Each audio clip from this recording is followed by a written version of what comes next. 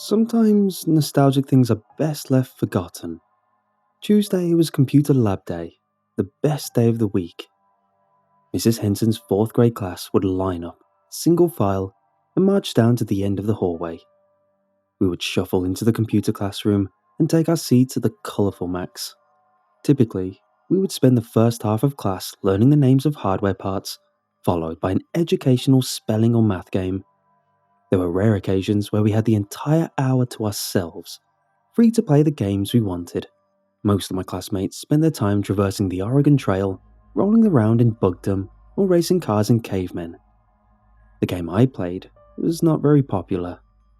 In fact, I think I was the only one who played it, mainly because it was incredibly simple and somewhat childish, as if 4th graders had the right to call anything childish. It was called Shop Till You Drop. The whole premise was to go through different stores in a shopping mall and collect the little trinkets before the mannequins caught you.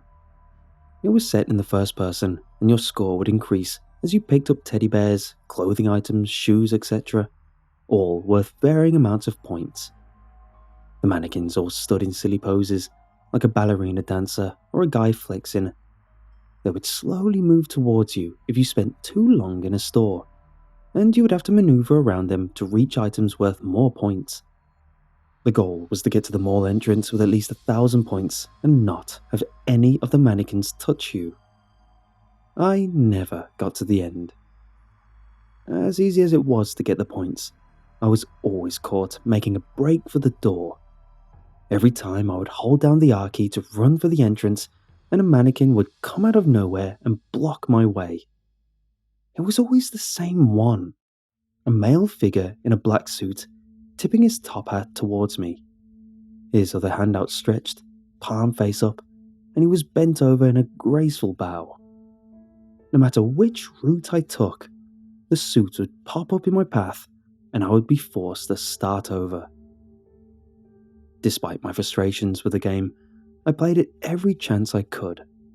I even had it installed at home. Every day after school, I would get off the bus and race to our desktop, eager to get in a few tries before dinner time.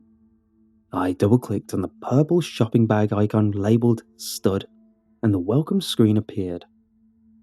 One day, however, something was slightly off. Instead of the normal screen that said Play in big yellow letters, there was a text box that prompted me to enter my name. I did so without hesitation, thinking it was some new feature that had been added. The screen faded to black and then opened in the mall as usual. Only this time, all the stores were closed. Every entrance was barricaded by one of those metal gates that closes down like a garage door. I was facing the escalators, which were always roped off to give the illusion that there was a second floor without actually having any content that existed there. This time, the escalators were running. Again, I was assuming some new version of the game had been released. I moved the character forward and began the ascent to the second floor of the mall. As I reached the top, I noticed that there weren't any shops on either side of the floor. The walls were completely bare, stretching on forever in both directions. I started walking for a while and found it incredibly boring. There was literally nothing. It got to the point where I could not see an end behind or in front of me. Even when I tried to turn around and retrace my steps, the escalator was nowhere to be found. I was trapped in this never-ending hallway. I closed out of the game and decided I would look it up on Google later. I was probably doing something wrong. Maybe the second floor had an exit where I could finally get past the man in the suit. On the next lab day at school, I decided to test a different approach. As soon as I clicked on the icon, I received a message saying, "Welcome back, Josh." I stared at the screen for a minute and wondered how it possibly could know my name. I was only 9, but old enough to know that my home and school computers were not connected, and I had not created any kind of account for it to remember my name. As strange as this was, I forgot about it in about 5 seconds because I began the game in an entirely new area. This time, I was in some kind of storage room. I could tell by the boxes piled up everywhere. They were overflowing with merchandise, all kinds of toys and apparel, everything I had to collect in the game. There must have been 10,000 points right in front of me, 100,000 even. I was ecstatic. I could satisfy my score immediately and focus my attention on finding the exit. I did not know if there was a point to scoring above 1,000, but I sure did love to see the numbers go up. I moved the character around the room, clicking the mouse on every box to find the contents inside. The room seemed like it was never ending. My score had skyrocketed to over 500,000 points before I noticed the first mannequin. It was facing away from me. Well, its body was anyway. The head was turned around slightly, and it had a hand in front of its lips, almost in a shh fashion. I tried to avoid the mannequin at all costs, not wanting to lose my record score, not knowing if the next time I played I would be in this room. However, it got to the point where its location was my only way forward. I started moving closer, and then I heard a sound that gave me goosebumps. It was the sound of someone saying, shh, very forcefully, as if the consequences of making any kind of noise were strictly forbidden. Let me explain that it was against computer lab rules to have the volume on. We would get in trouble if there were any sounds turned on in the games. I will swear on my mother's grave that my computer was on mute that day. The sound was loud. It was loud enough that anyone in the lab should have heard it. But all of my classmates continued their games like nothing had happened. The teacher did not even look up from her desk. I inched the character closer to the mannequin, and it suddenly whipped around at lightning speed, its whole body spinning like a top and facing me. The hand was still pressed to its mouth. Then I heard a great, booming voice that echoed off the classroom walls. "What did I tell you, Josh?" it shouted. I flinched. "Do you want to wake them up?" I immediately closed out of the game and pushed my chair away from the computer. Nobody around me seemed fazed by my reaction. I was terrified.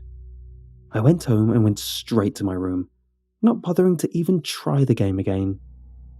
I could not understand why I heard what I did, and for everyone else not to hear the loud mannequin yell.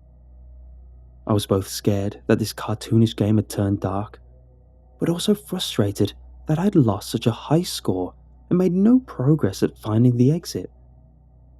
I did not play stud for several weeks. On computer lab day, I opted for number crunches. I was nervous to try the game again, not knowing what I would find or what other scary things were in there. About a month later, I decided to suck it up and try it again. When I clicked the icon, another text box came up and read, "Welcome back, Josh. Where have you been?" I read the words for several minutes, trying to process how it still remembered me, and how it had a concept of my absence. I decided to ignore it, and I clicked play. I regret that decision to this very day. I began the game as normal. I was in the middle of the mall, surrounded by open shops on either side. I could see the collectibles floating and spinning across the floor, and the usual amount of silly mannequins patrolling around. I started picking up the items, doing my typical pattern of avoiding the outstretched arms and jumping over counters to access the higher scoring trinkets. Everything was going according to plan until I left my last shop with 1,000 points and started towards the exit. The mannequin in the suit was already there. It had its arms crossed, or as best the mannequin could cross its arms. They were overlapped and stiff in an unusual way. There were no signs of a silly pose, or any indication that its appearance was friendly, as the game always was. The top hat was pulled down slightly over where its eyes would be, and I could make out the plastic shape of the mouth that had been curved into a frown. Then, it spoke to me. The voice was nowhere near as loud as the mannequin in the storage room. It was calm, almost soothing, but there was a tinge of disappointment in its tone. I began to feel scolded, as a parent would when they tried to give a light-hearted lecture. "Josh, you didn't go upstairs, did you?" I froze. My eyes flashed to the top of the escalator. I could make out the top of a mannequin's head overlooking the rail. Its plastic skull was all that was visible, peering down to me. Then I saw another, then another. There must have been hundreds of them, thousands, just the tops of their heads looking down at me in the mall like spectators at a stadium. I looked back at the suit and realized that it was slightly closer to me. "You woke them up, you little turd. You went upstairs. They heard your little feet stomping around. Then you were snooping around the storage area. You were told to be quiet, and you didn't listen." The mannequins on the second floor began to pour over the railings. The lifeless bodies rained down from above, piling up around me, landing in the fountain, crashing through the shop windows and shattering upon the ground. The sound was deafening. It sounded like the worst hailstorm ever. A pounding, thunderous noise. I looked around at the class, and no one had reacted. They were glued to their screens. I looked back at my own screen, and the suit was now inches from my character's point of view.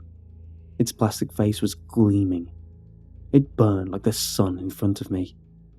And then, I looked at its mouth. The frown it had before was replaced with a terrible, black void. Rows of razor-sharp teeth engulfed the screen. And then, there was darkness. The game crashed. My computer screen went black. I faked a stomachache and was sent home. Several months went by. I finished the 4th grade and began a normal summer, spending most of my time outside and away from any electronics. Somehow, the game left my mind, a distant memory that faded into nothingness. Through my 5th grade year, I played Oregon Trail and Bugdom like everyone else. Into middle school, I started getting into Minecraft, then eventually Call of Duty, and then the Fortnite craze. A few months ago, I got an email from one of my childhood friends. It was an invite to our 10th high school reunion. I RSVP'd and attended the get-together last night. It started out awkward. Old friends trying to make small talk and former relationships introducing spouses to each other. After a couple hours, and a lot of alcohol, everyone started to relax. A group of us took a bottle of wine and found a spot away from the party. We started sharing stories of our lives, and eventually started reminiscing about school. "Remember Oregon Trail?" Dave blurted out. "You have died of dysentery," he mocked. Everyone laughed and started throwing in phrases from the game. It was very nostalgic. It was overpowering. It made me remember. When it was quiet a little later, I chimed in with my own memory. "Hey, anyone remember Shot Till You Drop? That old mall game with the mannequins?" I asked. Everyone looked at me, puzzled. They shook their heads. "You walk around collecting stuff?" I added. No one seemed to remember. I explained more about the game, and not a single person recognized it. I pulled out my phone and searched the title, but there were 0 results. It was like it never existed. "I think you've had one too many, bud," Dave said. We got up and made our way back to the party. I immediately noticed that the music had stopped. In fact, I couldn't hear anything. No voices, no laughs. I looked around. Instead of my high school class dancing and having fun, I saw hundreds of mannequins. Every single one of them was facing away from me. I turned to my group of friends, and they too were now lifeless statues. They were also not facing me, their clothes and appearances the same, but now stiff plastic instead of flesh. I started shaking in terror. A cold sweat broke out, and I felt every hair on my body stand on end. In the middle of the sea of mannequins, there was one facing the wrong direction. It had on a top hat. Its mouth was pulled downward into a frown. I could see its arm raised slightly above its head. A clenched fist instead of a thumb stuck out, pointing towards me. I looked into the direction of the thumb and saw a neon green exit sign above the door to the building's entrance. I looked back at the suit. "You never came back, Josh," it croaked, the voice of a tired old man. I took a step backward. "Don't you run. They'll get you. They always get you." I looked at my group of friends, and they were a little closer to me, their plastic arms slightly raised. "It's time to go shopping, Josh." At once, the mannequins disappeared. The room was replaced by a mall food court. I was in the middle of rows of tables, looking out into an empty shopping area where little trinkets floated above the ground. In the distance, I saw the same green exit sign. My phone battery is at 7%. I've collected over 1,000 points. I need to get to the exit, but I can feel them watching me. I can feel him watching me. I need someone to remember. Please, does anyone remember Stud? How do I win? How do I get out of here? Please.